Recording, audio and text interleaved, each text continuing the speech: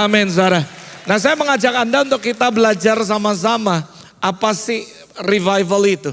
Karena seringkali orang mengklaim dengan mudah, oh di sini sedang revival, di sini sedang revival.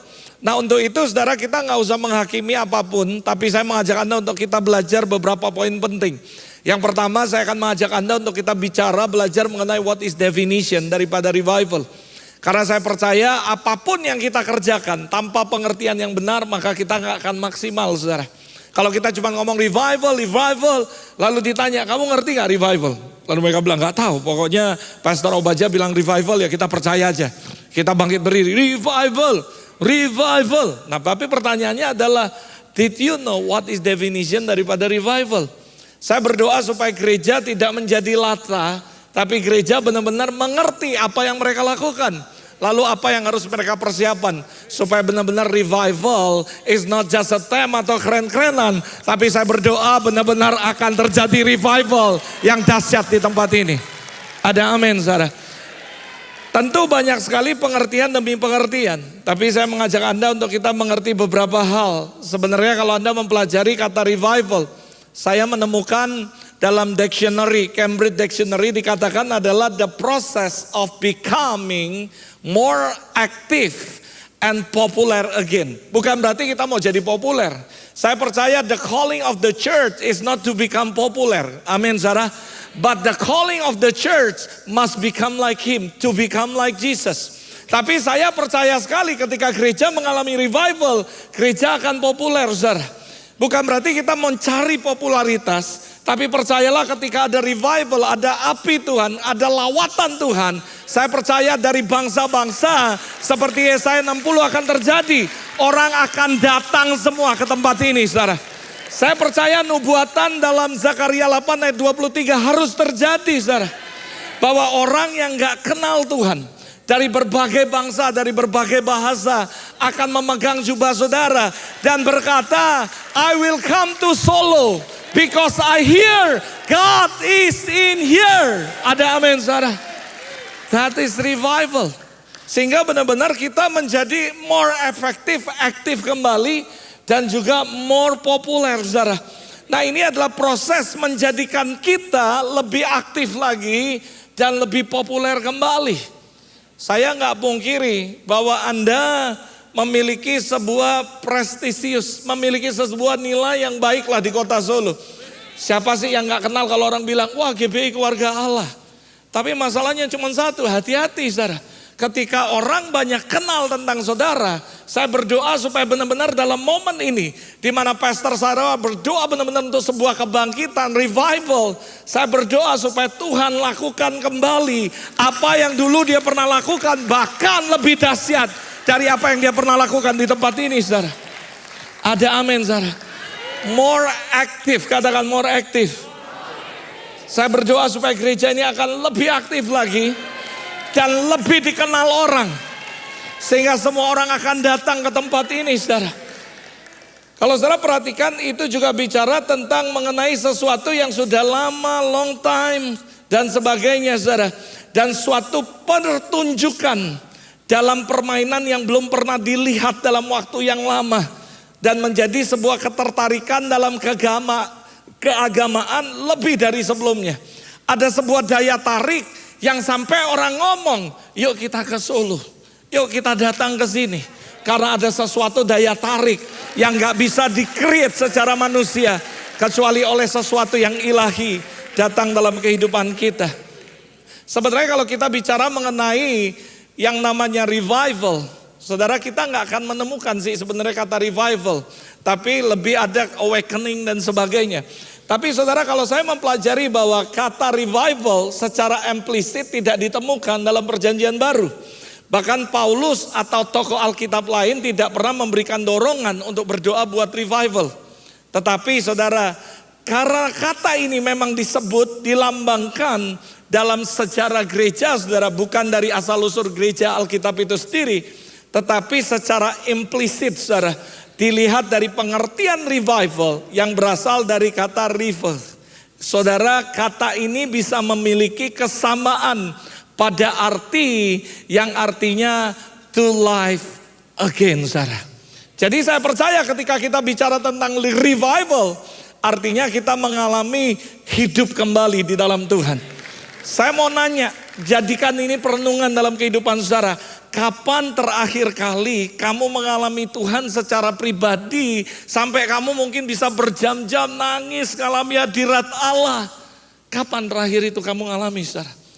Kalau kamu berkata, belum sih, udah lama sih, dulu sih pastor. Waktu aku kenal Tuhan pertama kali. Waktu aku ke gereja ini masuk ya, aku udah rasakan hadirat Allah, aku udah nangis. Bahkan dari bawah, dari parkiran, aku udah rasakan the present.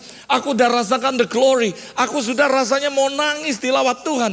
Lalu aku duduk di depan, aku nangis, aku berlutut. Pertanyaan saya, kapan terakhir kamu ngalami itu lagi? Saya berdoa revival is not just a time bagi gereja ini. Tapi ini benar-benar menjadi kerinduan Allah bagi gereja Allah di tempat ini. Supaya Anda to live again. Jadi hidup kembali. Ada banyak gereja kadang-kadang maaf, hidup segan mati tak mau, saudara. Ya pokoknya gua orang Kristen, kalau gua gak gereja gak enak. Gua orang Kristen, kalau gua gak datang ke gereja nanti dibilang, wah ini sudah murtad dan sebagainya. Jadi ya saya datang aja ke gereja. Tapi Anda datang, Anda pulang, Anda gak ngalami apapun. Anda datang ke gereja dengan sikap yang sama, Anda pulang mungkin stres, saudara. Kenapa? Anda datang diomongi orang, tumben lama gak datang. Anda malah sakit hati, saudara. Anda udah lama gak muncul di gereja. Lalu tiba-tiba Anda datang, dia bilang, masih hidup, kok masih hidup, tumben katanya. Saudara makin mangkal, saudara. Sehingga waktu saudara datang kesel, pulang gondoan, saudara. Dan itu bukan revival. Tapi saya berdoa supaya Anda dan saya mengalami yang namanya revival. To life, live again, saudara. Hidup kembali, saudara. Ada amin, saudara. Nah saya mau mengajak Anda untuk kita belajar sama-sama hal yang kedua. Yaitu the revival essential, saudara. Bagi saya, kalau tidak ada poin-poin ini, saya gak peduli berapa banyak crowd yang datang. It's not revival. Karena buat saya secara pribadi, ketika Anda berkata revival, harus ada esensi. What is the essential of revival? Nah saudara, saya yakin sekali. Kalau Anda baca Alkitab, Anda pelajari, Anda mendengar, melihat sejarah gereja, saya berani katakan bahwa revival bukan dinilai dari banyaknya orang berkumpul dalam satu pertemuan, ibadah atau gereja, atau lamanya ibadah tersebut. Wah dipaksa 10 jam, 5 jam, lalu kita mengklaim this is revival. Oh kita undang orang banyak datang penuh sampai pack, lalu kita klaim this is revival. Bagi saya belum tentu. Karena saya yakin ada esensi yang penting yang namanya revival, saudara. Apa itu? Yuk kita pelajari sama-sama. What is the essential daripada revival? Bagi saya ini esensi yang pertama. Karakteristik yang pertama. Yang namanya revival itu pasti ada repentant. Katakan repentant. Ada pertobatan. Katakan pertobatan. Esensi yang pertama daripada revival harus ada pertobatan, saudara. Bukan cuma pertobatan bagi orang yang belum percaya, belum terima Yesus. Tapi bagi Anda dan saya, termasuk kita bertobat. Meninggalkan semua hal yang jahat dalam hidup kita. Menurut Anda kalau kita suka ngomongin pendeta, jahat atau enggak? Kita suka ngomongin pemimpin, jahat atau enggak? Suka gosip, jahat atau enggak? Saya percaya ketika revival datang, ada pertobatan massal, saudara. Pertobatan bukan cuma orang yang gak kenal Tuhan lalu bertobat terima Yesus. Tapi semua termasuk kita.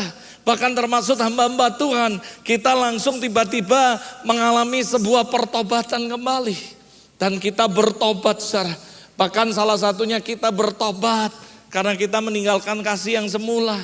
Seperti yang saya katakan tadi, kapan terakhir kali kamu mengalami Kristus di gereja ini?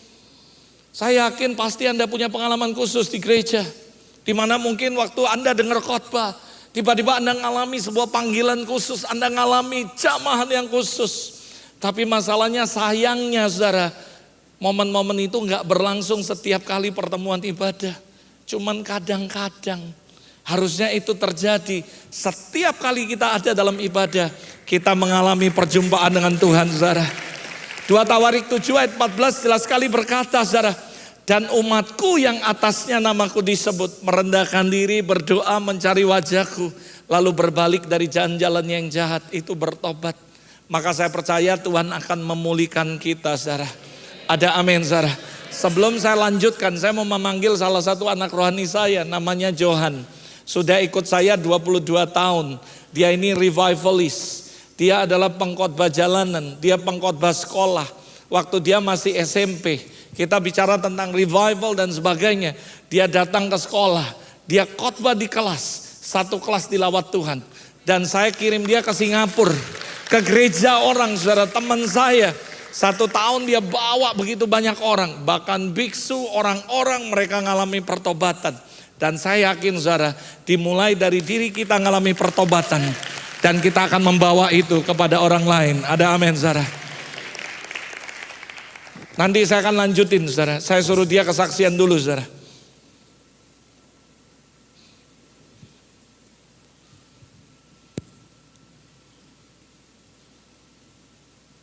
Sebelum saya memberikan kesaksian, saya teringat ketika waktu jalan ke tempat ini. Ketika saya dulu waktu duduk di bangku sekolah kelas SMP kelas 2, saya menerima sebuah kertas dari guru saya. Dan isi dari kertas itu, kamu harus keluar dari sekolah ini. Saya sungguh berterima kasih Bapak Ibu, hari ini saya bisa berdiri, bisa membagikan apa yang Tuhan lakuin. Pastor Robert sampein, Johan, ayo kamu sharing, ada beberapa hal. Saya akan dengan singkat dan kiranya bisa jadi berkat. Saya berpikir ketika saya udah dapat kertas dari wakil kepala sekolah, saya berpikir saya masa depan saya suram. Saya mulai berontak sama guru. Guru ngajar di depan, di belakang saya tidur. Saya males-malesan. Murid 42 orang, saya nomor 1. Nomor 42 juga. Satu dari belakang ya. Pelajaran hanya 2 yang warnanya hitam, Bapak Ibu. Yaitu olahraga dan komputer. Semuanya merah. Suatu kali saya bantu teman saya karena saat itu dia berantem. Karena saya rasanya itu kesel, Bapak Ibu. Saya itu pokoknya kayak ada suatu kepahitan di hati saya. Saya bilang sama teman saya, mana yang ganggu kamu? Saya enggak ngapa-ngapain, saya langsung ambil pena, saya kejar, saya tusuk matanya. Saya didorong, saya kejar lagi, saya tusuk tangannya. Saya pokoknya ada suatu kekesalan dalam diri saya. Saya benci sama orang tua saya, papa mama saya. Setiap hari papa pulang malam, kerjanya berantem sama papa mama. Suatu kali saya masih ingat, papa tolong dong buatin susu, botol susu minum ya. Papa saya ambil botol itu langsung dia lempar. Saya rasanya itu sakit, saya rasanya nggak mau punya papa. Saya lihat teman-teman saya orang tuanya harmonis, saya sedih banget. Sampai suatu ketika saya mau dikeluarin, saya dapat kertas itu. Saya ngomong sama mama, mama tolong ma. Itu saya mulai agak lembut Bapak Ibu karena saya sedang ada masalah. Mama saya oke deh, mama saya ke sekolah. Lalu kepala sekolah itu ngomong oke, saya kasih kesempatan kedua. Tapi hanya 6 bulan. 6 bulan aja dikasih. Dan mama saya ingat ngajak saya ke gereja. Ketika depan gereja saya merokok, saya ngomong Yesus rambut panjang. Saya mulai ketika masuk saya lihat orang lompat-lompat, saya juga lompat-lompat. Saya nggak tahu apa itu artinya. Ketika suatu kali saya rasain nggak tahu kenapa saya pengen nangis, Bapak Ibu. Saat itu saya mulai nangis. Besoknya saya ke gereja di hari Minggu dan pada saat itu Pastor Robert dia ada pembinaan ya. Saya di sana saya bilang saya mau didoain. Ketika saya didoain, saya tambah nangis. Saya benar-benar nangis. Saya rasain kayak ada satu orang yang mengasihi saya. Mulai hari itu kehidupan saya benar-benar berubah. Saya mulai rajin Bapak Ibu. Saya mulai peringkat 30, 20, sampai 10 besar dan 5 besar. Dan saya masih ingat peringkat 3 ya. Tapi sekali ini bukan dari belakang, tapi dari depan Bapak Ibu. Amin. Dan lebih luar biasa lagi, wakil kepala sekolah yang kasih tahu suruh saya keluar, dia ngomong di depan kelas, dia kasih tahu saya kagum sama satu orang, yaitu Johan katanya. Dia jadi ketua OSIS, dia jadi ketua kelas Bapak Ibu. Lalu bukan hanya di situ, singkat cerita Tuhan kasih saya hati. Pastor Robert terus sampein, saya kelas SMP kelas 3. Jangan keluar dari sekolahmu sebelum Tuhan lakuin mukjizat, Tuhan lakuin revival. Saya mulai gak tahu.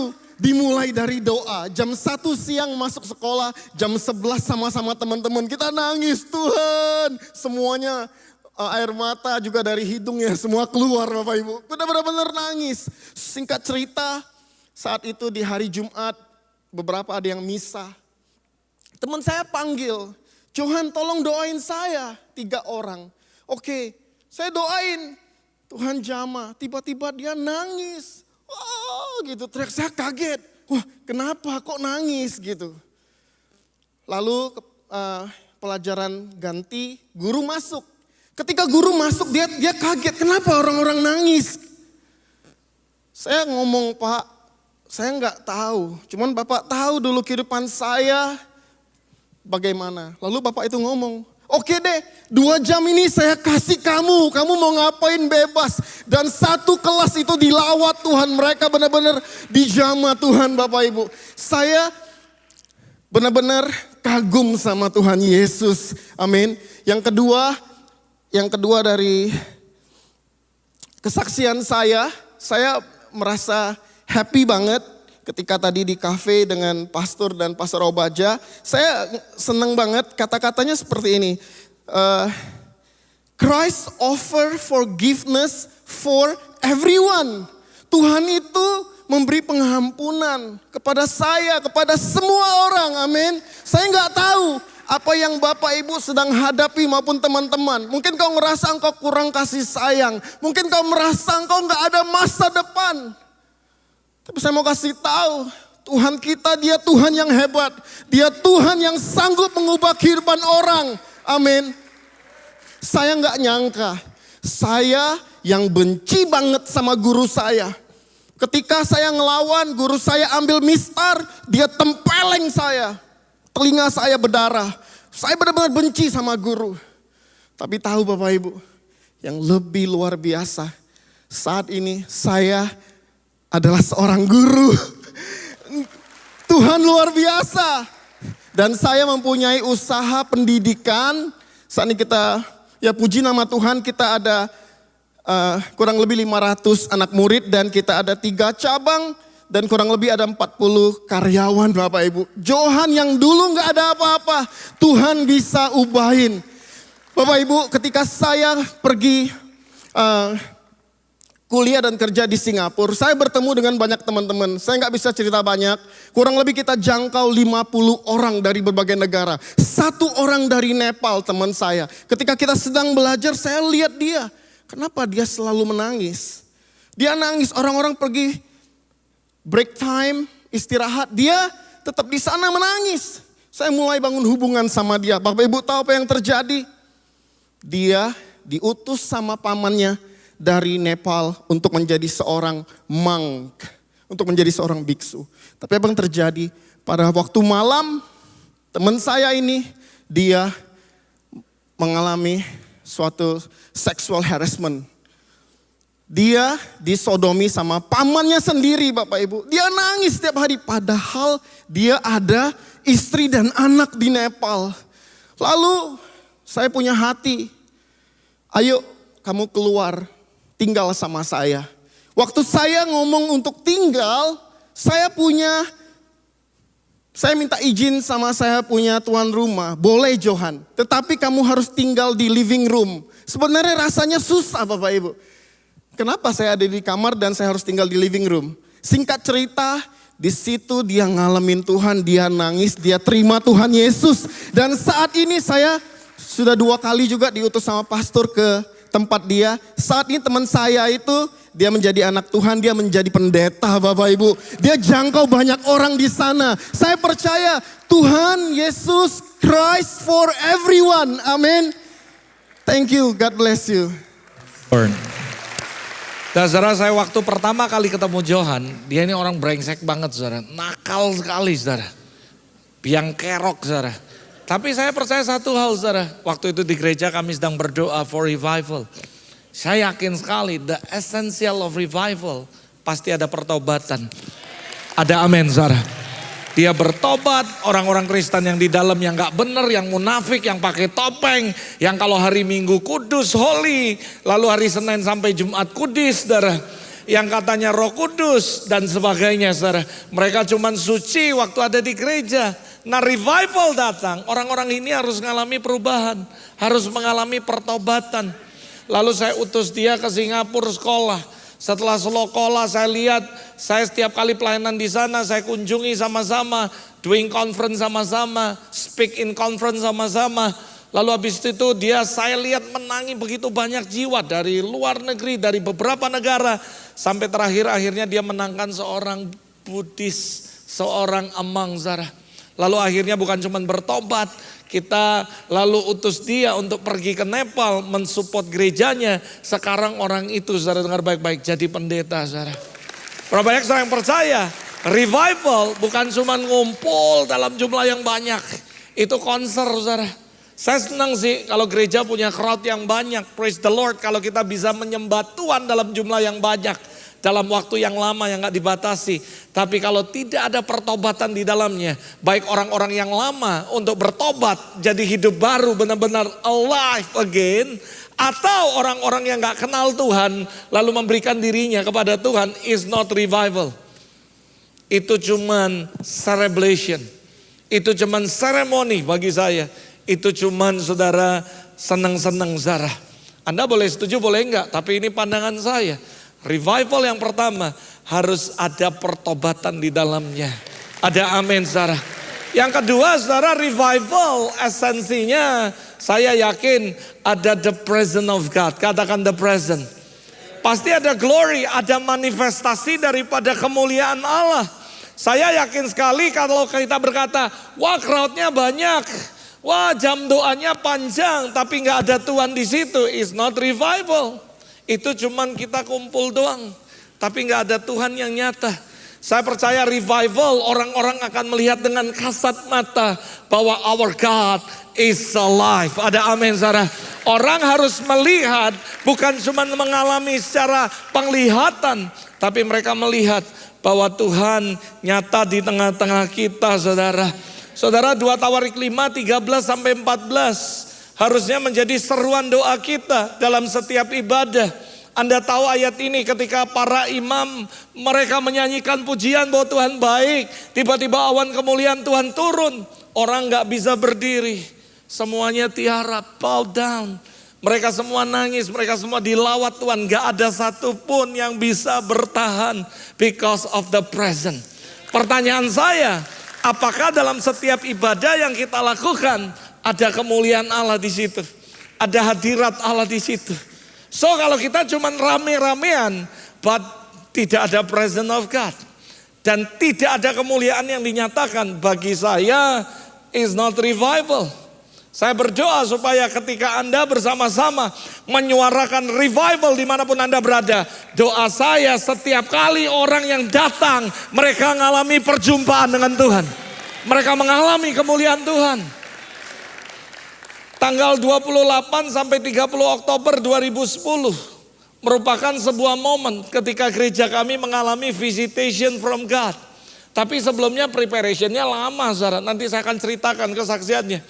Tapi dimulai dari tanggal 28 Oktober sampai 30 Oktober. Apa yang terjadi saudara? Tuhan menyatakan visitasinya yang dahsyat sekali.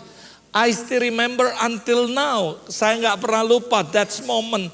Dimana ketika kita lagi nyembah Tuhan, kita lagi worship, kita lagi berdoa, suddenly saudara, semua kita mencium bau yang gak layak lazim saudara.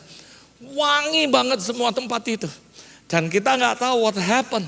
Oh mungkin ada orang yang pakai minyak wangi. Oh mungkin ada orang yang nyemprot minyak wangi dan sebagainya. Sampai ibadah selesai kami baru sadar. Ternyata ada manifestasi daripada supranatural. Yaitu minyak saudara. Itu dari mimbar, dari pinggir semuanya minyak semua banyak sekali. That is the first time. Lalu kita lihat ini apa ini. Lalu kita ambil, lalu kita cium dan sebagainya. Wah ternyata minyak saudara. Lalu habis itu kami terus ngalami. Mulai dari manifestation daripada oil, gold dust, gemstone dan sebagainya saudara. Awal-awal kita juga gak percaya apakah ini benar atau enggak. Ini iya atau enggak. Lalu tiba-tiba saudara apa yang terjadi. Sebenarnya awalnya saya cuma lihat sebuah video yang dikirimi orang ke saya. Tentang sebuah gereja yang ada di Puerto Rico, di Meksiko. Lalu tiba-tiba mereka lagi worship nyembah Tuhan. Tiba-tiba ada begitu banyak batu permata. Ada kurang lebih 1250-an sekian. And then tiba-tiba saya kasih lihat my mom. Karena my mom ini pendoa banget. Lalu dia bilang, wow dahsyat ya. Ada kunjungan Tuhan, ada visitation from the Lord. Tiba-tiba itu ya karpetnya ya. Tiba-tiba karpetnya itu ada cap kaki saudara. Kakinya gede. Tapi di sekeliling itu ada permata-permata. Dan kita ngomong ini real atau enggak ya. Lalu kita berdoa. Kita berseru sama Tuhan. Kita kejarnya bukan batunya saudara. Tapi saya percaya ada yang lebih dahsyat dari batu. Yaitu himself. Kehadirannya di tengah-tengah kita. Singkat cerita kita berdoa, kita persiapan, kita minta revival. Sampai akhirnya kita berdoa. Supaya benar-benar Tuhan hadir menyatakan kemuliaannya. Dan mulai kami ngalami sedikit demi sedikit intensitasnya makin banyak. Many times saudara di gereja kami kadang gak ada khotbah. Many times saudara tiba-tiba lagi nyembah Tuhan nyatakan manifestation yang luar biasa. Baik itu semuanya. Setiap tahun kami punya conference di gereja. Orang-orang datang dari 14 negara, dari berbagai Indonesia. Mereka datang dan mereka menyaksikan dengan mata kepala mereka. Bagaimana ada present, ada kemuliaan, ada hadirat Allah. Many times saudara kadang-kadang waktu kita berdoa, waktu kita nyembah tiba-tiba manifestasi supranatural terjadi. Baik itu orang yang sakit sembuh, orang yang mengalami kelepasan, orang yang mengalami semuanya tanpa didoakan. Saya pernah ketika saya ada di sebuah tempat, tiba-tiba saya lagi khotbah. In the middle my preaching, saya cuma bilang Tuhan yang saya perlukan cuma satu, your presence. Show me your glory. Lalu singkat cerita in the middle my preaching, I still remember until now. Dan saya sering banget nyaksikan ini. Karena ini pertemuan saya ngalami Tuhan yang saya gak pernah lupa seumur hidup saya. Tiba-tiba saudara Tuhan ngomong, nah altar call. Jelas sekali. Saya ngomong, oke Tuhan, saya altar call, saya panggil. Saya stopin khotbah saya. Lalu saya tantang mereka. Berapa banyak dari Anda yang mau ngalami Tuhan secara nyata. Lalu mereka maju saudara. Lalu saya masih ingat hari itu. Saya cuma bilang Tuhan, aku butuh engkau. Saudara saya ngomong sama Tuhan, Tuhan kalau boleh ya aku gak mau sentuh mereka satupun. Tapi biar engkau yang sentuh mereka secara pribadi. Saudara tahu apa yang terjadi? Tiba-tiba saudara. Mereka ngalami banyak hal yang ajab, dilawat Tuhan. Ada yang tumbang, ada yang jatuh, ada yang nangis, ada yang semuanya. Tiba-tiba ada yang berdiri dari kursi roda, tiba-tiba ada yang teriak, yang di belakang ngomong, ya saya sembuh. Ada yang lari dan kebaktian itu jadi kacau saudara. Ada orang yang lari keliling kayak orang gila ngeliling gereja. Saya juga lihatnya bingung saudara. Dan terjadi manifestasi yang begitu dahsyat. Many time dalam ibadah saya percaya ketika Tuhan melakukan visitation kepada gerejanya.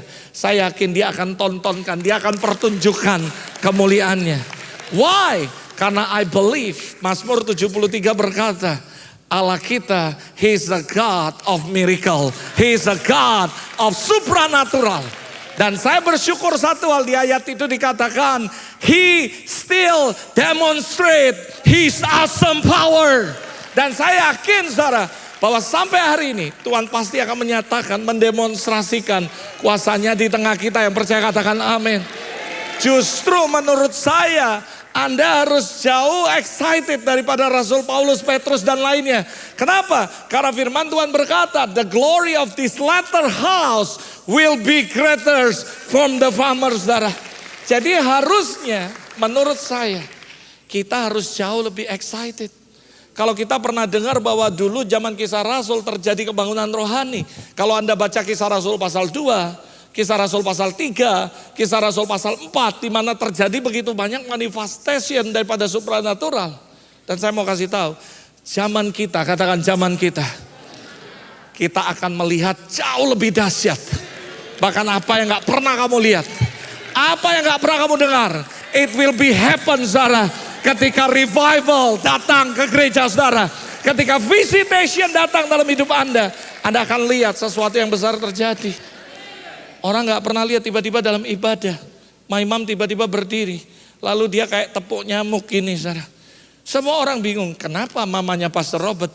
Lalu dia bukain saya, ada 6-7 permata yang dia tangkap in the spirit, saudara. Dan orang lihat kaget, saudara. Many time termasuk Pak Iwan, itu sebabnya dia undang saya. Bukan ke tempat ini doang, ke hamba Tuhan kemana-mana. Karena dia melihat bagaimana Tuhan nyata di tengah-tengah kita.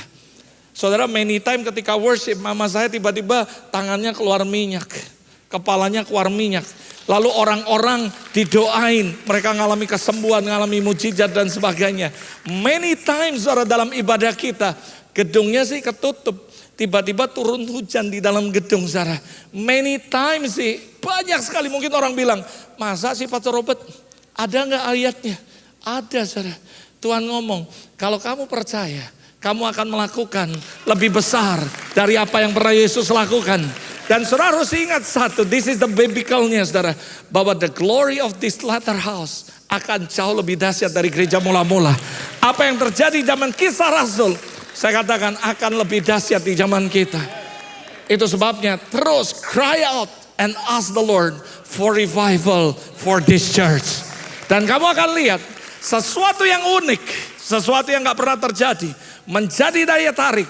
Kamu akan hidup kembali. Gereja ini akan alive again. Bahkan lebih dari apa yang Tuhan pernah lakukan di gereja saudara. Dan gereja saudara, dengar baik-baik, bukan ini tujuannya, akan become more popular. Bukan karena kalian punya 20 hektar, tapi karena Tuhan ada di tengah-tengah saudara. Saya berdoa biar daya tarik gereja ini bukan karena tanah 20 hektar, tapi daya tarik gereja ini semua orang yang datang, mereka ketemu Tuhan secara pribadi. Mereka mengalami our God is a real God. That must become your prayer. Ini harus jadi doa kita. Essential of worship, essential of revival. Akan ada pertobatan massal yang dahsyat sekali. Tiba-tiba orang datang lari masuk ke tempat ini. Dan saya juga percaya sebelum itu terjadi, dengar baik-baik, yang aminnya paling gede, yang harus bertobat dulu semuanya. Dan hidup lebih lagi dengan Tuhan, saudara.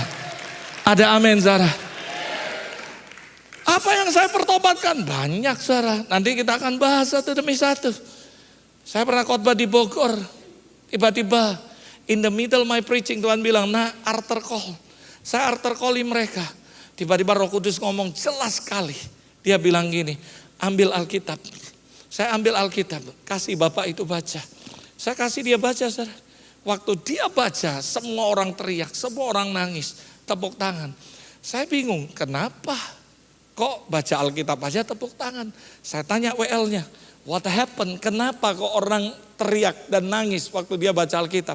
Saya tahu dia bilang, pastor nggak tahu, itu Bapak buta. Saya bilang, oh, lebih bagus saya nggak tahu. Kalau saya tahu, saya belum tentu berani, saya belum tentu punya iman. Percaya kata saya, di dalam Tuhan, somehow kita nggak perlu tahu sampai komplit.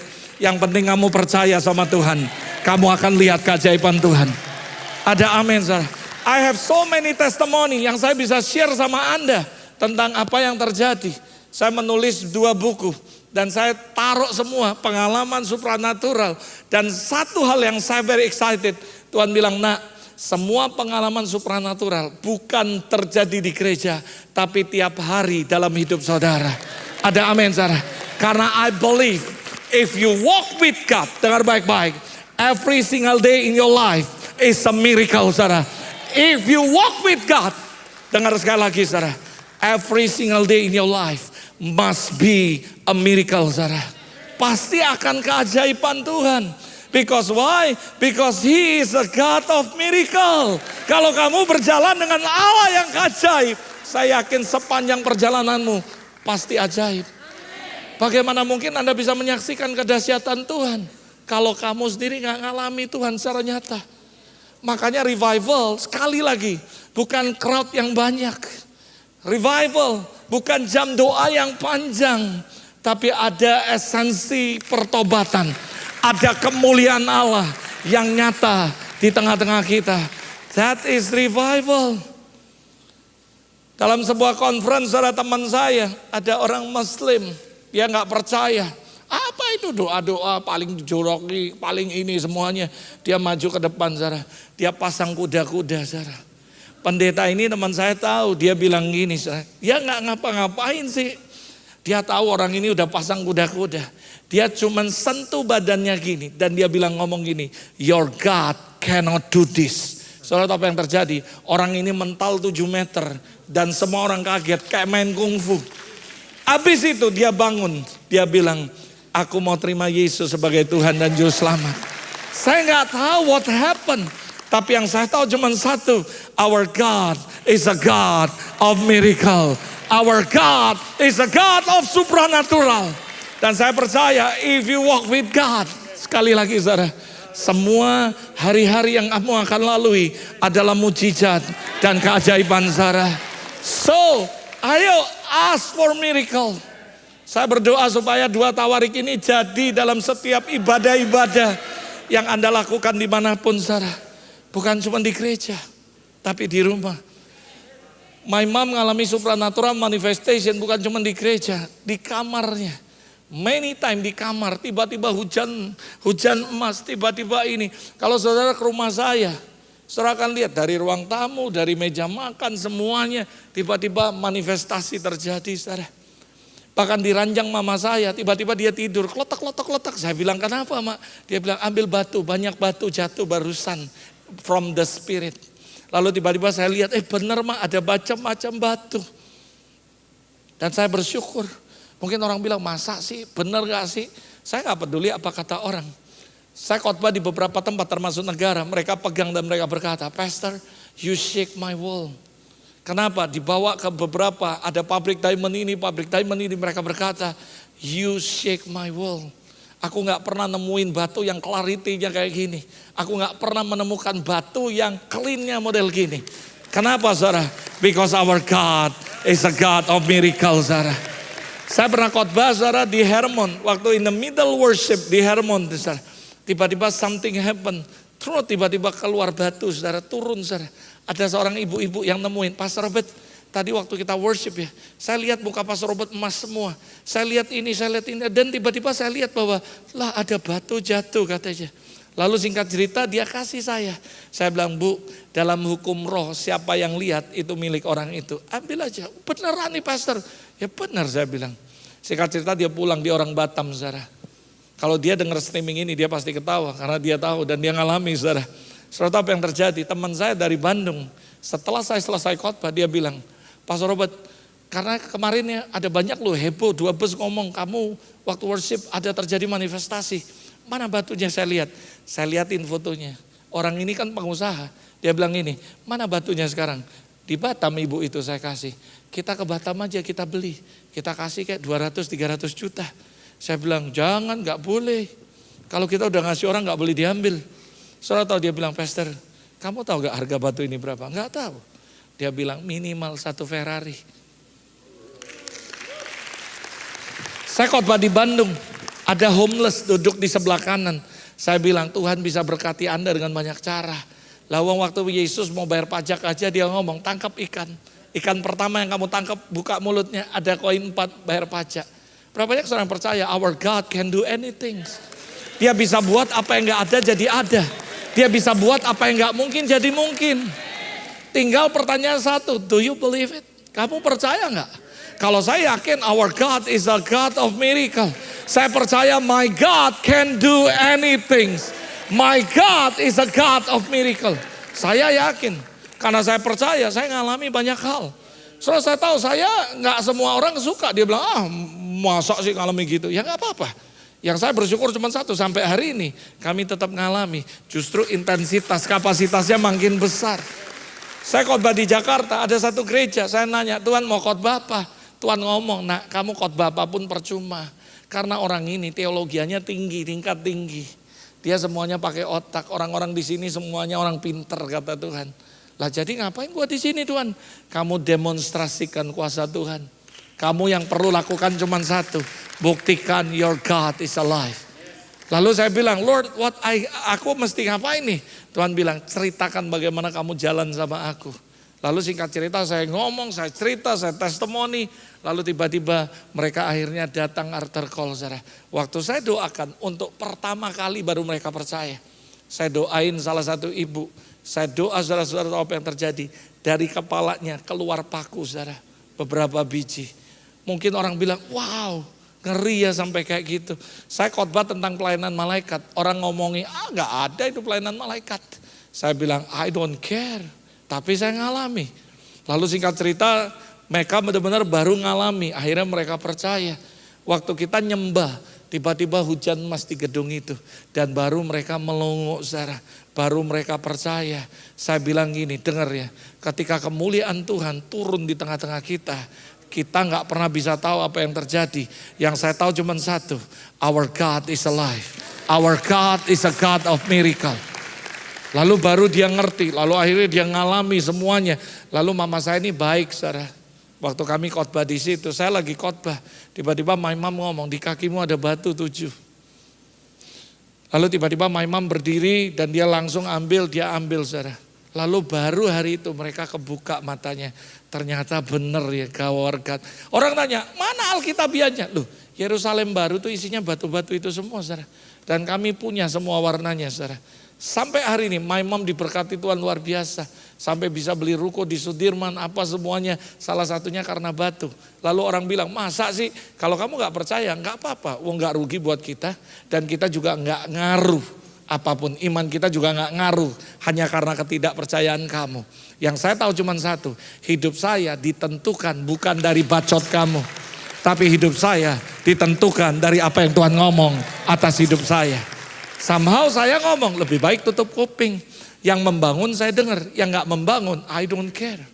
Karena hidup saya bukan tergantung dari perkataan orang. Hidup saya tergantung apa yang Tuhan ngomong tentang hidup kami. Dan kami ngalami saudara. Baru mereka mulai percaya. Lalu mereka ngalami. Baru mereka benar. Kenapa gak dari dulu ya Pastor Robert saya ngalami? Karena dari dulu kamu pakai otak. Kamu gak membiarkan Roh Kudus bekerja di tengah-tengah kamu. Padahal Alkitab sudah ngomong.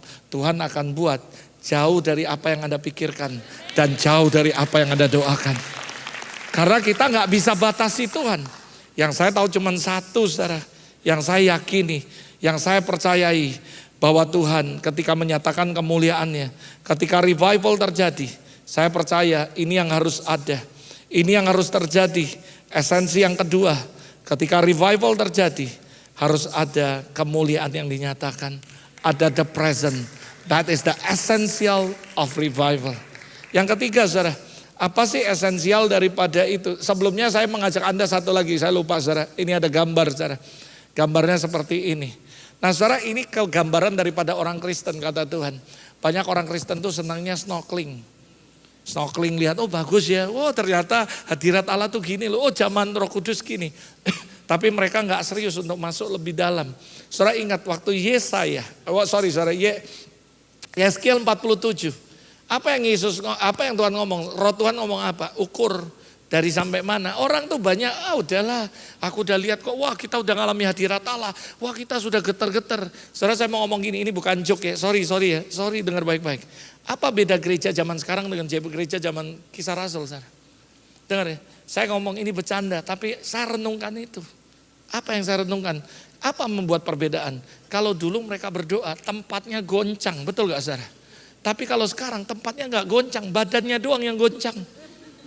Saya ngomong, why Tuhan? Nangkap saudara. Saya percaya bahwa Tuhan akan buat jauh lebih dahsyat. Karena itu yang Alkitab ngomong. The glory of this latter house akan lebih dahsyat. Tapi mana Tuhan? Dan saya yakin, kalau kamu benar-benar berdoa sungguh-sungguh. dan revival datang dalam hidup Anda, Tuhan bisa buat bahkan apa yang gak pernah ada dalam pikiran saudara. Dia akan kerjakan di tengah-tengah saudara. Tapi syaratnya kamu harus diving, bukan snorkeling. Snorkeling itu banyak pinggiran, orang-orang Kristen biasa snorkeling, wah enak, bagus. Tapi cuman diving saudara, Anda baru ketemu Tuhan di tempat yang dalam, Anda akan mengalami kemuliaan Tuhan. Kita gak cukup cuman datang gereja. Orang ngomong, aku mau dong seperti Ama. Aku mau seperti mamanya Pastor Robert. Kamu gak tahu dia doanya seperti apa. Kamu gak tahu dia bayar harganya seperti apa. Dan betapa dia dalam benar-benar 15 tahun lebih. Setiap jam 12 dia bangun sampai pagi. Gak tidur dan dia berdoa sama Tuhan. Saudara, itu adalah orang Kristen yang memutuskan. Aku gak mau jadi orang Kristen cuma snorkeling. Cuma lihat, oh Tuhan ajaib, Tuhan dahsyat. Tapi dia mau masuk sampai dia nyentuh Tuhan. Dan dia masuk dalam kedalaman. So jadi orang Kristen diving saudara. Jangan cuman snorkeling. Cuman di tempat kedalaman kamu akan lihat mujizat. Cuman di tempat kedalaman kamu akan lihat supranatural. Cuman di tempat yang dalam itu baru kamu akan lihat Tuhan nyata dalam kehidupan Anda saudara.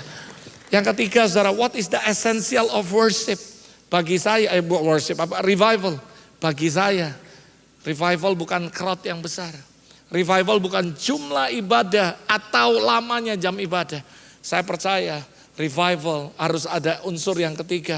Selain the present adalah life changing. Yang percaya katakan amin.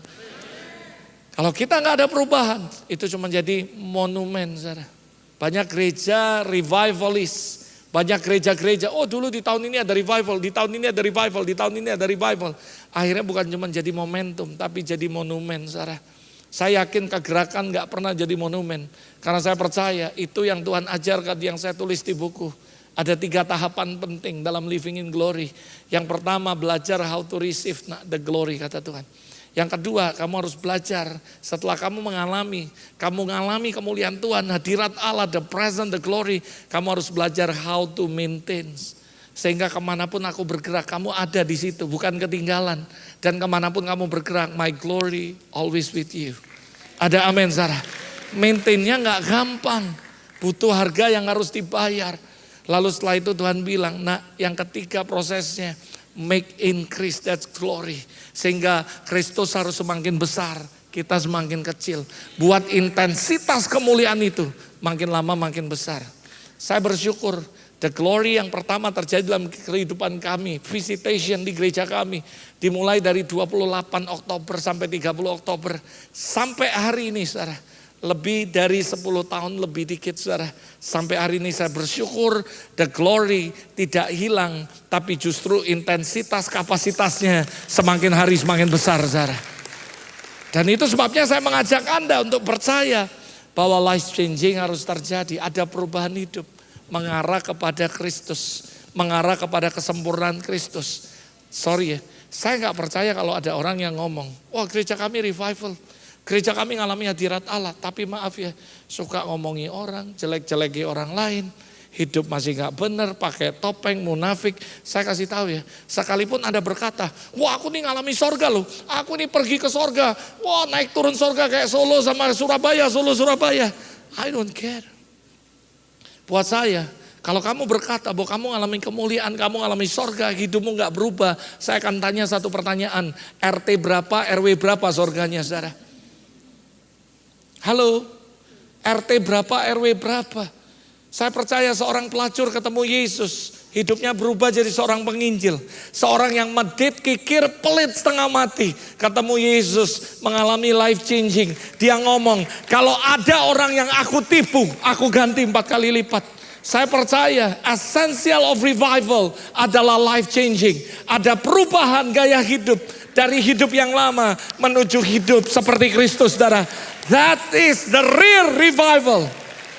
Jadi bukan crowdnya doang yang banyak. Tapi ada perubahan hidup yang signifikan. Yang dulu kalau hari Minggu doang jadi kudus. Hari biasa kudus. Revival datang. Mereka bertobat. Mereka berubah. Dulu suka ngomongi orang. Suka jelek-jeleki pendeta. Wah pendeta gua gini, pendeta gua gini, pendeta gua gini. Pemimpin gua gini. Hidupnya berubah. That is the real revival. Dan revival harus terjadi bukan di gereja, dimulai dari rumah Anda, saudara. Dalam doa pribadi Anda. Revival must come from our life dulu. Baru itu dibawa ke gereja dan menjadi sebuah kebangunan di seluruh gereja. Yang percaya katakan amin, saudara. So saya nggak terlalu percaya, maaf ya saudara. Saya tanya RT berapa, RW berapa. Kalau kamu tidak berubah. Kisah Rasul 2, 41, 47 kalau Anda baca. Saya nggak punya waktu, mempersingkat waktu, nanti Anda baca di rumah. Ada perubahan gaya hidup yang luar biasa. Mereka jadi orang yang tekun dalam pengajaran Rasul. Mereka bukan orang yang cuma datang ke gereja, tapi mereka tekun dalam pengajaran Rasul. Saudara tahu kenapa tangan kemurahan Allah ada di atas kepala Ezra? Apa yang dia kerjakan berhasil. Kenapa saudara? Ezra 7 ayat 7. Ezra bertekad untuk meneliti firman Allah. Saudara, apa yang membuat Kisah Rasul ini jemaatnya kuat? 5.000 ditambahin semuanya. Setiap hari orang percaya. Kalau Anda pelajari, mereka bertekun dalam pengajaran Rasul. Mereka benar-benar sungguh-sungguh bertekun dalam setiap pengajaran Rasul. Ada life changing. Dulu yang suka nonton Korea, dulu yang suka seri-seri silat, mereka jadi suka belajar firman Allah. Mereka bertekun dalam setiap pengajaran Rasul. Ada perubahan gaya hidup. Mereka jadi orang yang suka kumpul, makan, memecahkan roti, berdoa bersama-sama. Mereka jadi orang-orang yang senang datang doa.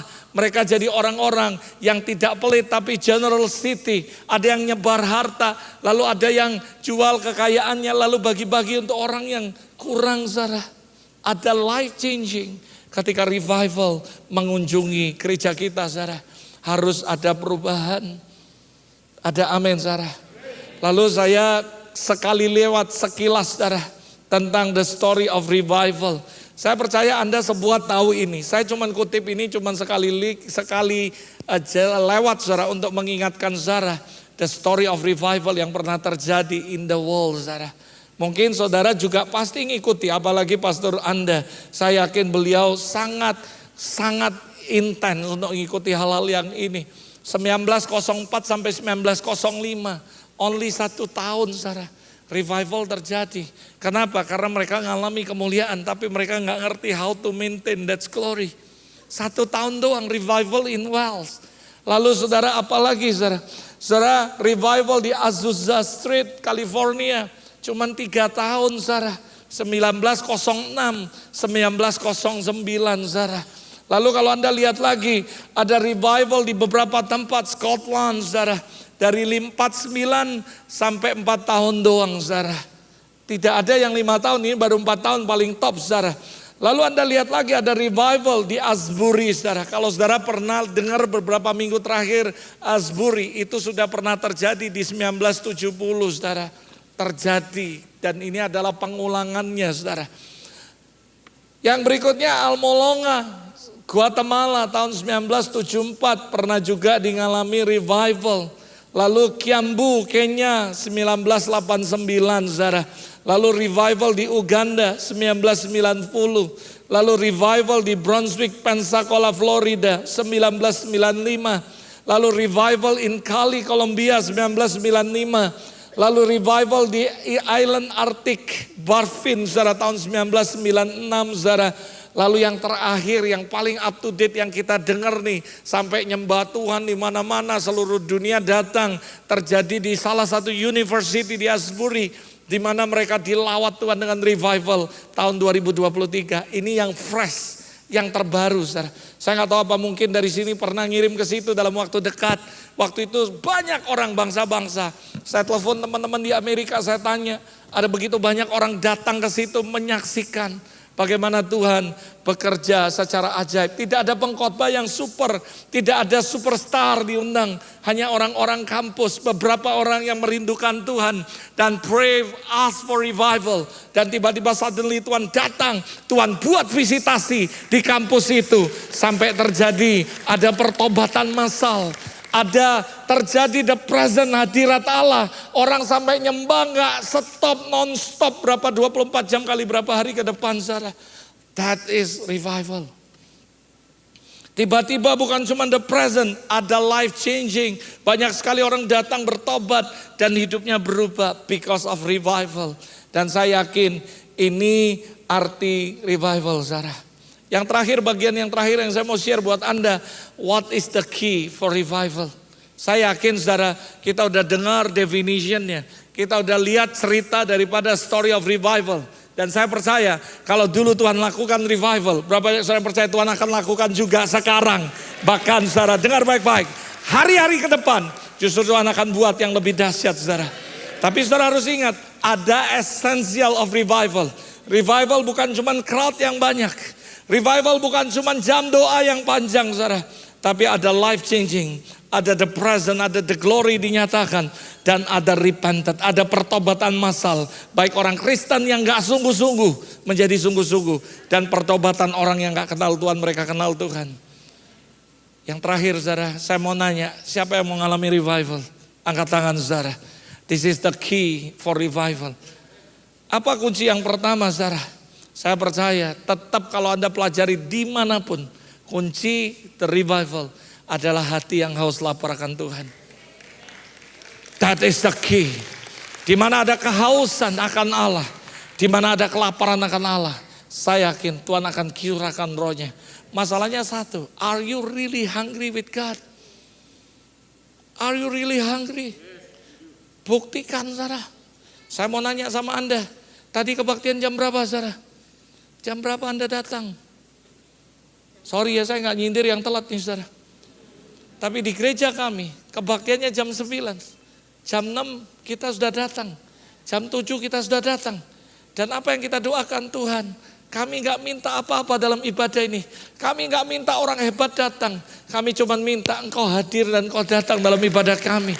Karena yang terpenting dalam ibadah adalah Engkau, bukan yang lain. Saya gak peduli siapa yang datang, siapa yang enggak. Yang kami rindukan cuma Engkau Tuhan. Are you really hungry with God? Banyak kita cuma ngomong, ya lapar. Apakah waktu Anda datang ke sini, sehari sebelumnya, 2 hari sebelumnya Anda udah prepare hidupmu. Dan berkata besok aku mau ketemu Tuhan dalam miracle night worship. Oh haleluya, aku jaga hidupku, aku gak mau sembarang ngomong. Aku gak mau ngomongi orang, justru aku jaga hidupku, aku serius, aku doa Tuhan. Aku nanti waktu datang, aku mau ketemu Engkau, aku gak lihat pengkhotbahnya, aku gak lihat siapa-siapa. But I wanna see you Lord. Berapa banyak gereja cuma ngomong doang, kangen sama Tuhan, rindu sama Tuhan. Tapi dari perkataan kita, perbuatan kita gak mencerminkan bahwa kita serius haus akan Allah.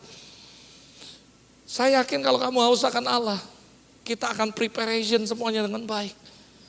Karena kita bilang Tuhan, aku cuma minta satu Tuhan, aku gak minta apapun. I wanna see you. Musa saudara dia ngomong, Lord I wanna see you. Aku merindukan Engkau. Saking rindunya sama dia membuat sebuah kemah. Dan menamainya kemah pertemuan. Musa selalu merindukan Tuhan. Saya jamin saudara, this is the key daripada revival. Kamu akan mengalami visitasi from the Lord. Kalau kamu benar-benar haus dan lapar akan Tuhan. Orang yang haus lapar akan Tuhan, ulangin ya, dia datang ke rumah. Oh dia enggak, oh saya kelewatan sinetron, buka sinetron. Enggak saudara. Dia doa lagi. Pernah enggak ketika Anda pertama kali ketemu Tuhan, ngalami Tuhan, rasanya mau baca Alkitab terus, rasanya mau doa terus, rasanya mau nyembah terus. That is hungry. Tapi masalahnya kita nggak bisa maintain rasa haus lapar kita akan Tuhan. Kita udah kenyang duluan dengan makan lain. Contoh nih, kalau Tuhan ngomong, semua malam ini datang. Aku kasih kue tiaw, capcay, fuyung hai, semua komplit di meja ini. Tapi sebelumnya kamu udah kenyang duluan. Kamu gak akan bisa nikmati apa yang Tuhan sediakan. Karena kamu gak lapar. Karena kamu udah kenyang. Kenyang dengan apa? Sinetron Korea. Kenyang dengan gosip. Kenyang dengan banyak hal-hal yang lain. Sehingga kau datang. Kau gak benar-benar merindukan Tuhan. Kau gak benar-benar serius dengan Tuhan. Sorry ya, kalau kita serius dengan Tuhan. Saya yakin setiap detik, setiap momen apapun. Aku akan berkata, Lord, I wanna see you. Aku mau ketemu Engkau Tuhan. Aku datang ke sini bukan karena siapapun. Gak peduli mau pendeta manapun yang khotbah. The only one I come because I wanna see you Lord. Saya jamin kalau Anda haus akan Tuhan, maka you will experience the visitation from the Lord. Kamu pasti akan ketemu Tuhan. Kamu pasti akan mengalami Tuhan. Kenapa saudara? Yesaya 44 ayat 3 berkata saudara, Sebab aku akan mencurahkan air ke atas tanah yang haus. Hujan lebat ke atas tanah yang kering. Aku akan mencurahkan rohku atas keturunanmu. Berkatmu atas anak cucumu. Saya jamin kalau kau benar-benar haus akan Allah. Engkau benar-benar merindukan Allah. Saya jamin dia akan curahkan rohnya di tengah-tengah saudara. Saya jamin dia akan curahkan hujan yang lebat di tengah-tengah saudara. Kalau saudara benar-benar haus akan Allah, saya jamin malam ini visitation Tuhan akan datang dalam kehidupan Anda. Come on. Jangan cuma datang dengan sikap hati yang biasa. Dulu waktu kamu ketemu Tuhan, wah Tuhan pokoknya aku mau ke gereja, aku siapkan diri. Wah aku benar-benar kangen Tuhan sama Engkau. Tapi kehausan kita, kelaparan akan kita udah mulai pudar. Kamu gak akan pernah ngalami visitation apapun dari Tuhan. Kalau kamu gak benar-benar haus lapar akan Tuhan. Serta apa yang membuat Johan berubah, generasi dia semuanya. Karena kami benar-benar haus akan Tuhan. Bayangi kami sudah doa pagi, kami ikut ibadah, pulang kebaktian, kami pembinaan saudara. Kami makan siang lalu kami kumpul lagi. Kami doa lagi, kami cari Tuhan. Dan Tuhan lawat kami secara dahsyat. Muncullah orang-orang muda, termasuk saya, termasuk mereka. Semua generasi yang hari ini gereja kami ada. Karena mereka-mereka anak kecil semua ini saudara. Bukan orang tua, bukan donatur hebat. Semuanya anak muda. Gereja kami 95% semuanya anak muda. Dan anak muda yang bokeh-bokeh, yang berantakan, yang nakal, yang narkoba, yang ancur-ancur hidup mereka. Tapi mereka mengalami visitation dari Tuhan. Dan hidup mereka berubah saudara. Mereka gak neko-neko, mereka cuma bilang, Tuhan I wanna see you, I need you. Dan Tuhan datang dalam kehidupan kami. Dan mengubah kehidupan kami semua. Ini yang harus Anda lakukan. Tuhan aku mau ngalami jamahanmu. Tapi sebenarnya kamu gak benar-benar haus akan Allah. Kamu gak benar-benar lapar akan Allah. Dan percayalah, kamu gak akan ngalami visitation dari Tuhan. But now, hari ini, kalau kau benar-benar haus lapar akan Allah, I believe tonight you will start experience God. Ayo, harus punya rasa yang haus akan Allah. Yang kedua, saudara, what is the secret daripada revival? Kuncinya apa? Yang pertama, rasa haus dan lapar akan Tuhan. Yang kedua, increase your level of expectation. Kita ini kadang-kadang ekspektasi kita kecil sekali. Saudara kalau Anda baca Markus 6 ayat 1 sampai 6, saya gak bacain, nanti Anda baca di rumah. Ini yang terjadi, Yesus gak bisa buat apa-apa di Nazaret. Di tempat lain, Yesus bangkiti orang mati, Yesus buat mujizat, Yesus buat ini, buat itu. Terjadi keajaiban, 5 roti 2 ikan, orang buta melek dan sebagainya. But only in Nazaret, Alkitab mencatat Yesus gak bisa buat apa-apa. My question, apakah yang salah Yesus? Apakah Yesus hari itu buat dosa sehingga dia ditinggal oleh urapan Tuhan? Apakah Yesus hari itu gak sungguh-sungguh berdoa preparation? Saya pikir enggak. Dan saya yakin, the problem is not from Jesus. But the problem is from the people of Nazareth. Kenapa? Karena mereka punya low expectation. Mereka ngomong, itu kita kenal. Itu anak tukang kayu. Kakak-kakaknya main sama saya. Mereka gak punya expectation apapun. Percaya kata saya, kalau kamu datang ke gereja, kamu cuma punya low expectation. Kamu gak akan ngalami apapun. Revival datang, kamu harus increase your level of expectation, saudara. Saya jamin kalau kamu increase your level of expectation, saya yakin Tuhan akan memberikan visitation dalam hidup saudara. Yuk, rise up your level of expectation. Kalau kamu gak punya ekspektasi, saya jamin saudara, kamu gak ngalami apapun. Pokoknya gini, ikut Tuhan, percaya aja dulu. Ikut aja dulu. Kalau Tuhan ngomong, kalau kamu percaya, kamu akan lihat keajaiban. Udah level expectationmu dinaikin. Caranya gimana? Gak tahu. Pokoknya ikut aja dulu. Katakan kanan kiri, ikut aja dulu. Percaya aja dulu. Walaupun kita gak ngerti. Ada amin saudara. Saya punya testimoni suatu hari saudara. Ada seorang nabi dari luar negeri, dari mana-mana mereka menubuatkan hidup kami. Dia bilang, Pastor Robert, one day in your ministry, you will rising the dead. Saya cuma amini aja, amin. Tapi caranya gimana? Gak tahu. Somehow saudara lebih baik kita banyak gak tahu. Seperti yang saya bilang tadi, ambil Alkitab, kasih orang baca. Saya nggak tahu apa yang terjadi, saya ikut aja. Saya percaya aja. Dan saya lihat keajaiban Tuhan.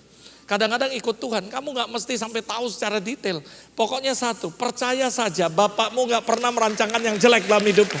Percaya aja, ikuti aja. Dan kamu akan lihat keajaiban. Jadi saya aminkan aja, mama saya aminkan aja. One day kami percaya we will rising the dead. Ya sudah, amini aja. Suatu ketika nggak tahu gimana cerita, ini kisah nyata loh. Anak saya punya koi, saya punya koi di rumah. Koinya hampir mati, saudara. Teler, saudara. Lalu saudara tahu apa yang dia lakukan? Dia dengar khotbah, dia dengar semuanya, dia ikut saya pelayanan dari kecil. Jadi dia ngerti bapaknya itu punya iman, ini khotbah, pokoknya kita harus iman, percaya Tuhan bisa buat apapun. Dia lihat manifestasi supranatural di omanya, di bapaknya dan semua gereja, sehingga dia muncul iman. Jadi dalam pikiran dia tuh dia punya expectation yang tinggi about God. Dan dia tahu bahwa Tuhannya itu God of miracle, God of supernatural. So waktu ikan ini hampir mati, saya kaget. Dia bilang gini sama saya, Dad, ini ikan hampir mati. Jadi gimana? Doain Dad, katanya. Ya sudahlah, apa susahnya doain ikan, saudara? Saya nggak tahu apakah Anda punya pengalaman doain ikan sakit. Kalau doain orang sakit biasa, ini ikan sakit bahkan hampir mati, saudara. Ya udah, apa yang terjadi? Ya udah, doain, saudara. Saya doain in Jesus name, dalam nama Yesus sembuh, saudara. Saudara dengar baik-baik, ketika seorang anak punya level of expectation, enggak peduli itu hal yang agak nyeleneh, saudara. Berapa banyak saudara percaya Tuhan akan buat sesuatu yang ajaib. Saudara tahu apa yang terjadi dengan ikannya? Enggak sembuh. Enggak sembuh. Tapi saya kaget, dia bilang gini, saudara, malah tambah parah, saudara. Lalu dia bilang gini, Dad, ini saya kaget, ini kisah nyata benar-benar hidup kami. Dad, urapi Dad, katanya. Karena kan kalau sakit ambil minyak, doakan urapi. Loh, saya bingung, saudara, tapi saya ngomong enggak, dia akan ngomong, lalu yang khotbah you ajari. Dia punya level expectation bahwa Tuhan bisa buat apapun, termasuk menyembuhkan koinya dia, saudara. Ini anak kecil, saudara. Lalu saya bilang, oke lah, ambil minyak. Jadi saya urapikan koinya, saudara. Dalam nama Yesus, sembuh dalam nama Yesus. Ini beneran, Anda ketawa, ini nyata. Dan habis-habis itu, tahu saudara apa yang terjadi? Sekali lagi, anak kecil gak ngerti apa-apa. Tapi dia punya expectation bahwa Tuhan bisa buat semuanya. Lalu apa yang terjadi, saudara? Ikannya malah gak sembuh, tambah teler, saudara. Saya pikir ya udahlah, mati ya udahlah. Saudara tahu, dia nggak stop sampai di situ. Expectation dia tambah tinggi. Saudara tahu dia bilang apa? Dad, ambil garam, tahiri airnya, mungkin airnya yang kotor. Seperti Elia, Dad. Waktu terjadi kematian bayi, ambil garam, lempar. Semua orang bilang, wah ini profetik banget. Saya nggak ngerti lah, ini ngeroh atau ngawur, nggak ngerti, saudara. Yang jelas yang saya tahu, saya belajar satu hal. Anak kecil punya expectation yang tinggi, saudara. Dan dia percaya akan bapaknya. Lalu saya pikir-pikir, ya udahlah, nyenangi anak. Saya ambil garam. Wah, kayak Elia. Hari ini aku tahirkan ikan koi dan air-airnya. Tidak ada kematian dalam nama Yesus.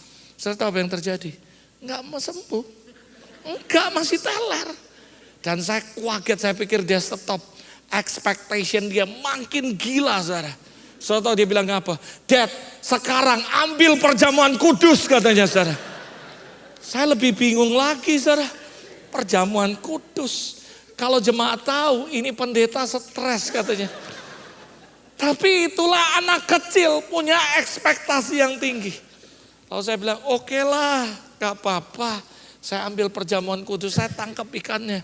Dalam nama Bapa. Oh, cuman satu, saya gak bisa konselingi dulu. Kalau kamu terima perjamuan ini, kamu harus berisi dulu. Gak bisa ikan, saudara. Jadi pokoknya ya saya wakili ikan inilah. Pokoknya kamu ada ribut gak sama koi-koi yang lain? Kamu ada gigit-gigitan gak? Minta ampun dulu loh, kalau gak jadi kutuk ya. Gak bisa kayak gitu, ya udah suapin aja. Kamu ama. Saya tahu apa yang terjadi 5 menit kemudian. Saya kasih tahu buat saudara. That is level of expectation. Ikannya mati. Ibu ini ketawa karena dia pikir sembuh, mujizat. Mati ibu ikannya. Ya sudah, mau gimana lagi, saudara. Tapi saya belajar tentang expectation. Dan saya kaget, Pak. Saya tahu anak saya bilang apa? Wah, bangkiti Dad, doa untuk kebangkitan. Mateng saya bilang. Ini anak saya beneran, saudara. Dia minta bangkiti, saudara. Saya pikir kalau udah mati udah selesai, saudara. Saya bisa tenang. Dia nangis minta bangkiti, saudara. Saudara tahu apa yang saya lakukan? Itu anak kecil, level of expectation. Saudara tahu apa yang saya lakukan? Ya bangkiti, saudara. Saya sama-sama ayo kita sepakat. Dalam nama Yesus, ikan bangkit. Beneran saudara-saudara ketawa, ini beneran saya lakukan. Saya doa lagi, dalam nama Yesus bangkit. Saya ambil ikannya, saya lempari ke kolam. Saya sih berharap waktu dilempar dia nyemplung hilang, saudara. Berarti bangkit beneran. Tapi saudara tahu apa yang terjadi, saudara? Saya lempar, dia nyemplung beneran. Tapi timbul lagi dan tidak bergerak, saudara. Saya bingung, gimana ini Tuhan? Anak saya nggak terima, dia nangis, wah katanya. So, saya berdoa sama Roh Kudus, piye gue mau ngapain lagi? Iya gue udah belajar ekspektasi, tapi gimana nenangi anak ini? Tiba-tiba saya dapat hikmat, saya nggak ngomong ini pewahyuan, nanti Anda bilang sesat. Tapi ini tidak tahu hikmat pokoknya, saya bilang gini, haleluya puji Tuhan nak, kamu jangan sedih lagi. Oh dia diam saudara, loh kenapa jangan sedih? Kamu tenang. Ikan kamu masuk sorga, satu-satunya ikan di dunia masuk sorga, saya bilang. Kamu harus bersuka cita. Nanti kalau kita ke sorga, kamu lihat ada ikan, itu ikan kamu. Karena cuma ikan kamu yang masuk sorga, yang lain cuma jadi pepes.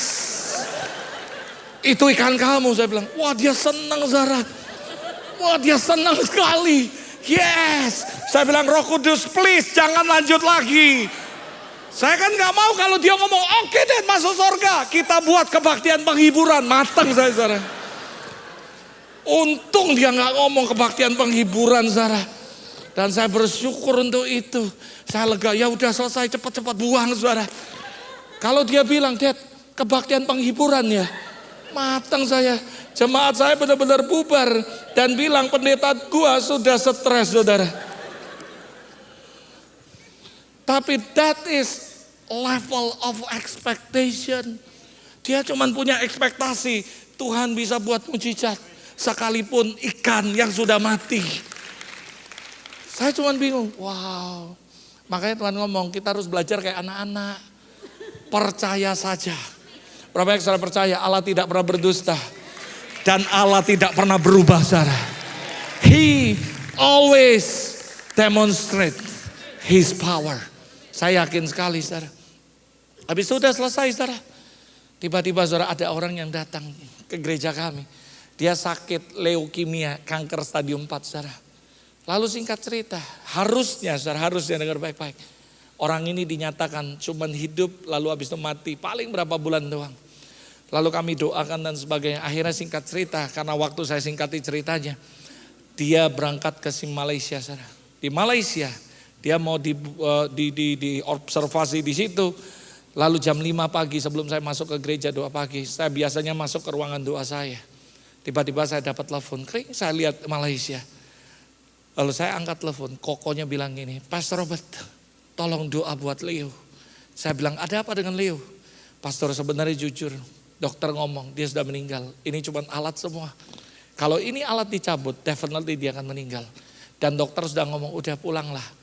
Siap-siap diri untuk pulang, naik pesawat dan sebagainya, aturlah semuanya termasuk penguburan. Jadi Leo tidak ada harapan lagi. Oke saya bilang, jadi gimana? Dia bilang, tolong pastor untuk penghiburan dan sebagainya. Saya bilang, oke gak apa-apa kami akan layani. Oke kamu kabari saya masuk ke ruang doa lagi. Saya tutup teleponnya. Ketika di ruang doa, saya dengar jelas sekali Roh Kudus ngomong sama saya. Nak, panggil 3 kali, Leo pulang, Leo pulang. Leo pulang. Dan saya cuma ngikuti apa yang Roh Kudus ngomong. Saya ngomong, Leo pulang. Leo pulang. Leo pulang. Saya bilang, habis itu selesai saudara. Tidak lama, 10 menit kemudian. Saya dapat telepon lagi yang sama dari nomor yang sama Malaysia. Saya angkat, ada apa? Saya bilang, Pastor, ini keajaiban, ini mujizat. Dokternya ngomong, gak mungkin katanya. Dia bisa hidup lagi langsung saudara. Saya bilang, lo kok bisa? Mana Leo? Saya bilang, saya tanya, Leo kenapa? Ya pokoknya saya tiba-tiba aja bangkit. Tiba-tiba saya duduk, saya gak apa-apa. Dan tiba-tiba dia ngomong, ya udah, saya bilang, what's going on? Dia mulai cerita, saya bilang, ya udah, nanti kapan kamu pulang? Kamu kesaksian di gereja. Ya oke, pastor. Singkat cerita, dia datang, saudara, saya singkati ceritanya. Dia naik ke mimbar, saya tanya dia, Leo, kenapa kamu bilang kamu sudah mati? Are you sure? Dia bilang, yes pastor. Aku yakin aku udah mati. Dari mana kamu tahu kamu mati? Lawang tubuhku sudah, aku lihat kok tubuhku, rohku sudah naik. Aku dibawa oleh seseorang. Tiba-tiba keluar dari tubuh, aku lihat mamaku nangis. Aku lihat kokoku nangis. Dan aku tidak bisa ngapa-ngapain, aku dibawa orang. Lalu waktu dibawa seseorang, dia lihat ada sebuah terowongan. Dan dia terus lewat. Makin lama makin jauh sekali dan gelap sekali. Dan banyak sebelah kanan kirinya api semua. Saya bilang ngeri juga. Lalu dia bilang, saya ketakutan pastor. Saya nggak tahu mesti buat apa. Lalu kok tiba-tiba kamu hidup? Nah itu yang ajaib, dia bilang, saya dengar suara yang ngomong 3 kali. Leo pulang, Leo pulang, Leo pulang. Lalu tiba-tiba saya hidup lagi katanya. Saya bilang, are you sure? Beneran? Beneran katanya. Berapa banyak orang yang percaya? Kalau kamu rise up your level of expectation. Mungkin latihannya dengan ikan koi bangkiti orang mati. It's okay. Yang penting your level expectation mulai naik, Sarah. Kamu percaya, our God can do anything. Because for God, impossible is nothing, Sarah. Lalu saudara, saya khotbah ini saudara di Jakarta, kesaksian ini. Saya masih ingat saudara, tiba-tiba ada ibu-ibu lari ke depan, nangis teriak-teriak sama saya.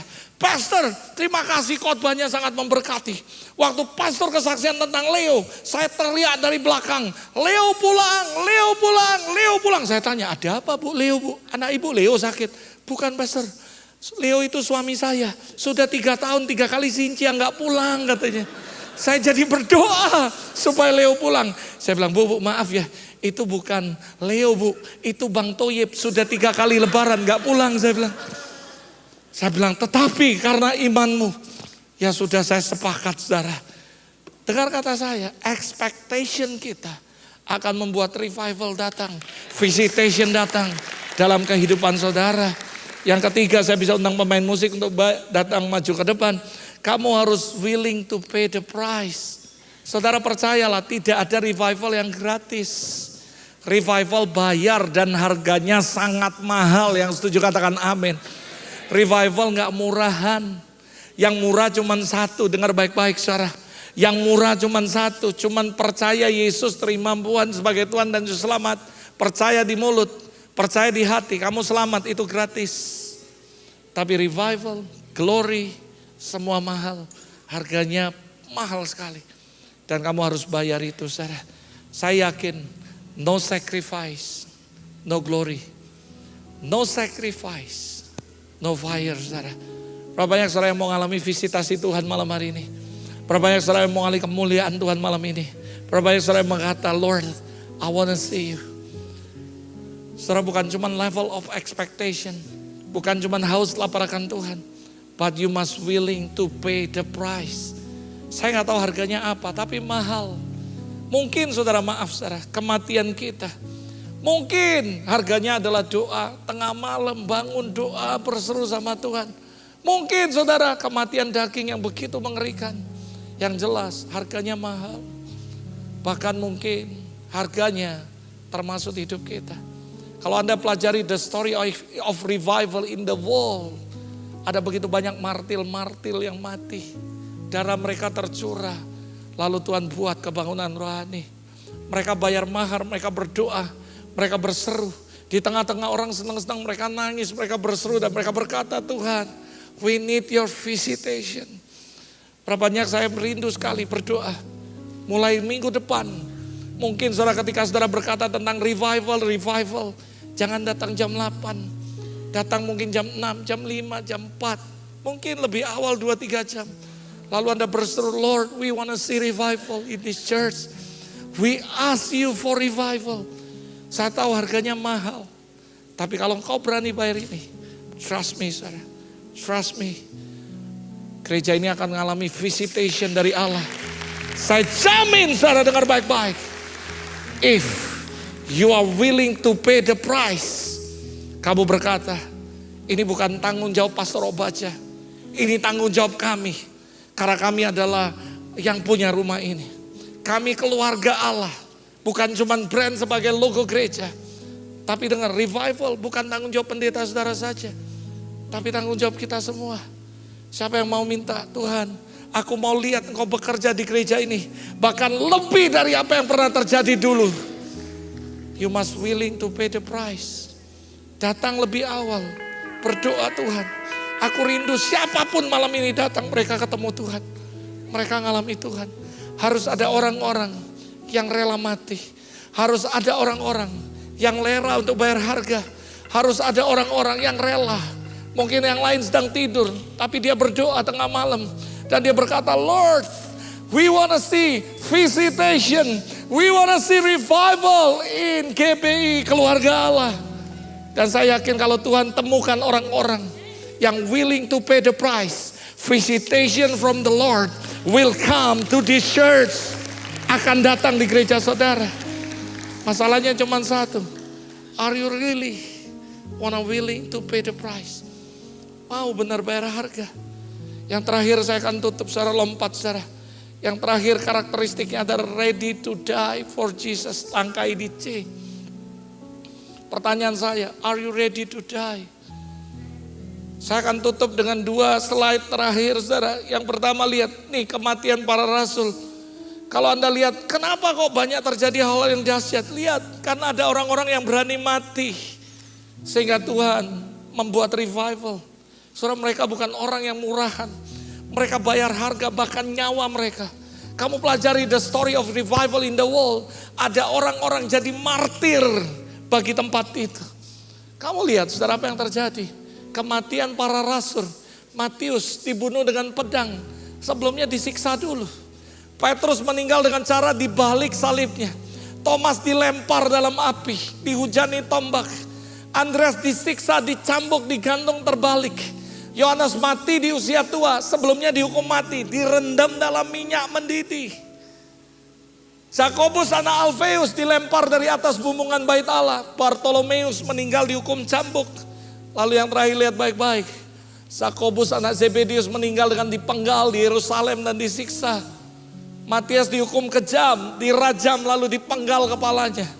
Markus diseret hidup-hidup dengan kuda, tubuhnya hancur tersayat-sayat karena batunya tajam-tajam. Paulus disiksa dengan kejam lalu dipenggal dan seterusnya. Dan rata-rata karena ada orang yang berani mati, Tuhan melawat umatnya. Berapa banyak Anda yang berkata, Lord, tonight I make a decision in my life. Aku mau berkorban. Dengar, percaya kata saya. No sacrifice, no revival saudara. No sacrifice, no fire. No sacrifice, no glory. Saya bisa cerita begitu banyak kemuliaan yang kami alami. Tapi kamu gak tahu. Seringkali kami udah mau give up. Kami udah mau putus asa. Kami sudah bilang, Tuhan kok kayak gini sih. Dihianati orang. Ditikam orang dari belakang. Dijelek-jeleki orang. Diperlakukan gak adil. Itu bagian dari semuanya. Tapi siapa yang bertahan dan tetap berkata, Lord, gak peduli apapun yang akan terjadi dalam hidupku hari-hari ke depan. Aku benar-benar rindu. I wanna ask you. I wanna pray. I wanna willing to pay the price for this church. I wanna see revival for this church. Saya gak tunggu lama-lama. Saya gak basa-basi. Saya gak hitung lama-lama. If you ready to die for this church. Dan Anda berkata, Lord, I wanna ask you for revival for this church. Aku mau lihat revival di gereja ini. Aku gak mau cuman kebaktian demi kebaktian. I wanna see you. I wanna experience your glory. Aku mau Tuhan. It doesn't matter how much the cost. Berapapun harganya. Mungkin aku harus ngalami hal yang gak enak. Mungkin aku harus berdoa tengah malam, berdoa khusus buat gereja ini. Setiap malam aku akan bangun tengah malam. Aku akan nangis dan berseru, Lord, we need your visitation. Saya percaya ketika ada orang-orang yang ready to die for this church. Saya katakan, you will see revival. You will see revival. You will see revival. Are you ready for revival? Are you ready for revival? Are you ready for revival? Are you ready for revival? Kalau engkau mau, Come on, tantang kamu, saya tantang kamu. Bangkit berdiri di tempat Anda. Lari ke depan sekarang. And cry out to the Lord. And say, Lord, tonight, gak ada apapun yang kami mau. The only one we want is you, Lord. Lord, we ask you for revival. We ask you, Lord, for your glory. Come on, cry out to the Lord. Cry out to the Lord. And say, Lord, tonight, malam ini, kami gak minta apa-apa. I want your visitation. Lord, revival, come to this church. Come on, cry out to the Lord. Cry out to the Lord. Cry out to the Lord. Kurabaka sete. Hidabaka sotorobose. Ayo berdoa. Berdoa buat gereja saudara. Katakan, Lord, I want to see revival in this church. Come on, cry out. Cry out and say, Lord, at any cost, I want to see revival. I want to see revival. Kurabaka, Shekaraba Soto, Unabaka Sete, Hinabaka. Come on, Holy Spirit, move right now. I command every angel, move right now. And serve them. Serve them. Serve them, Holy Spirit. Ayo berdoa. Katakan, Lord, I want to see revival. Thank you, God. Thank you, Lord. Hurabaka seterere alalaba. Hurabaka shetekaraba soto. Hunabaka shikaraba se. Hunaba hibalaba kiraba. Mari Roh Kudus bergerak. I command angel of revival, come and visit this church. I command the angel of breakthrough. Bring breakthrough tonight for this church. Huraba, sherere alalaba, hurabaka, shenderere alalaba, shikaraba. Come on, Holy Spirit, move right now.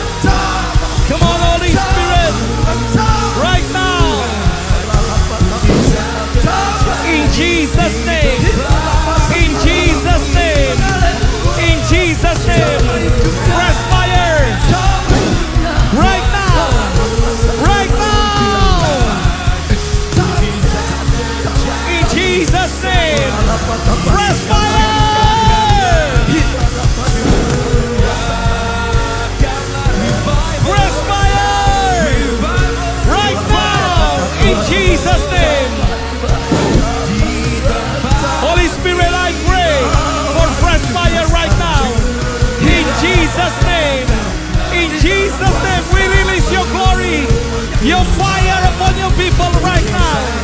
In Jesus' name. In Jesus' name. Come on, God. Fire!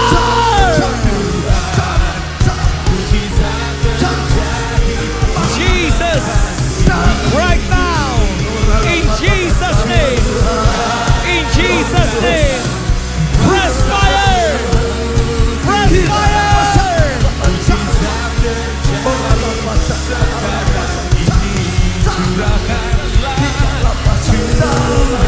Right now, Holy Spirit. In Jesus' name. In Jesus' name. I release right now. In Jesus' name. In Jesus' name. Right now, Holy Spirit. Holy Spirit, right now. Release your power. Jesus. Fresh fire. Come on, God. Fire, Lord. Fire. Fire. In Jesus' name. Fresh fire. Fresh fire. In Jesus' name. Come on, Holy Spirit. Bring them. In Jesus' name. In Jesus' name. More depart. More depart.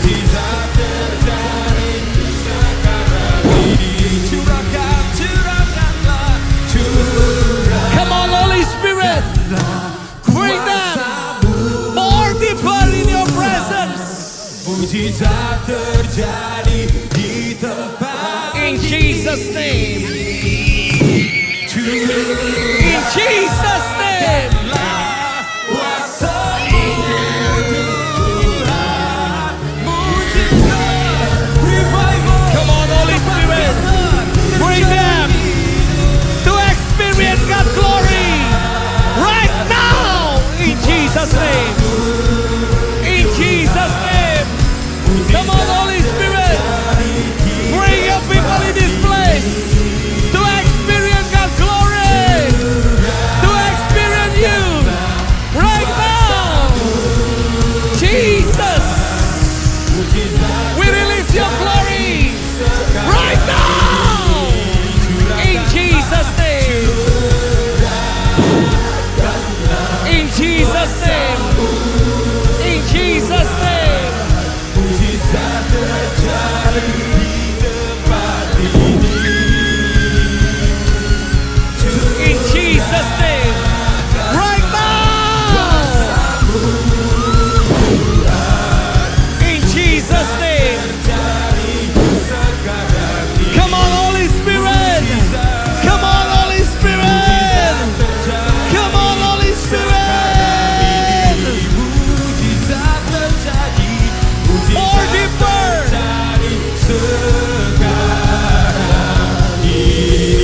Thank you, Lord. Thank you, Lord. Thank you, God. We give you all the glory. We give you praise. In Jesus' name. Once again, Holy Spirit. Once again, Holy Spirit, we ask you for your visitation tonight. I command every angel right now, move and bring them to experience you. In Jesus' name. Hurabaka sete. Hurabaka. Shakarabaso. Hurabaka sete. Thank you, Lord.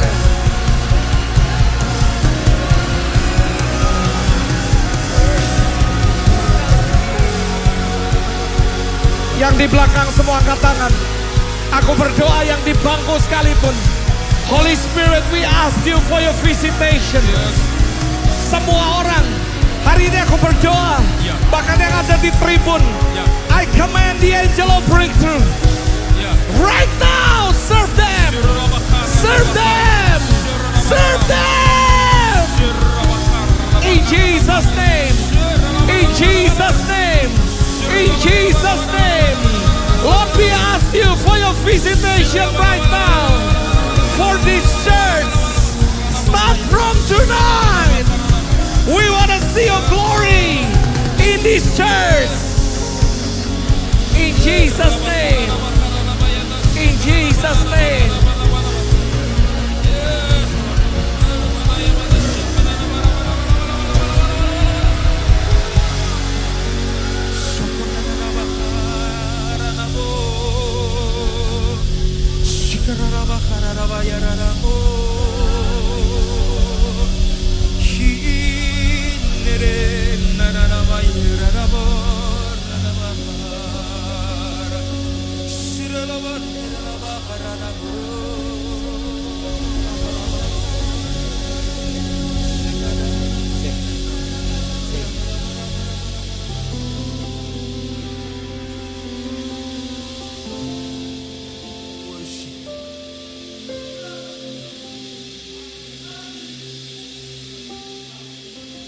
Thank you, Lord. So here